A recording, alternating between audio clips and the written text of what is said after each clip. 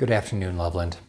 When I became your Chief of Police in January, I promised you the Loveland Police Department would be known for its transparency and accountability. To that end, there have been many positive changes in the department, which is why it is heartbreaking to share what happened this past weekend. I acknowledged there would be times when we would make mistakes, and when that happened, we would stand up and be accountable to the community. Unfortunately, this is one of those times.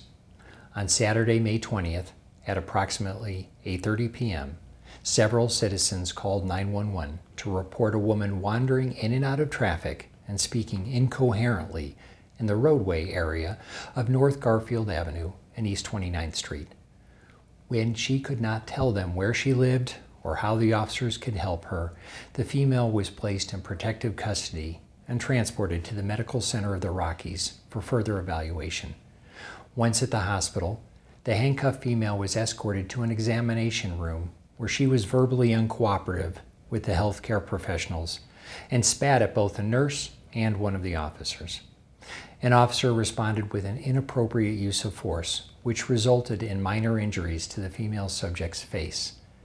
The offending officer's partner immediately intervened, removed him from the room, and ensured the woman was evaluated by the emergency room staff. The officers self-reported the incident, and a supervisor immediately responded to the emergency room. The offending officer was placed on administrative leave and has had no further contact with the community since this incident. On Sunday, May 21st, I spoke with the district attorney, and in the interest of transparency, I decided to initiate a criminal review by an outside organization. I would like to thank the Larimer County Sheriff's Office for conducting this investigation. I also have a responsibility to the police department and the community to deal with this matter internally. After viewing the body-worn camera footage and discussing this matter with my executive staff, I made the decision to terminate this employee who is still in the department's standard one-year probationary period that each officer must complete before becoming a full-fledged officer. This termination is separate and independent of the criminal investigation.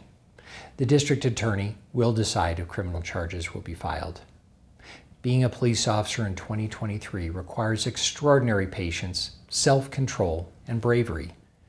And the men and women of the Loveland Police Department strive every day to fulfill this mandate. There is not a single member of this department who does not feel the burden when we fall short. And to that end, we will fully examine this incident to ensure we maintain the highest standards of excellence expected by the community. Thank you, Loveland, for permitting me to be your chief.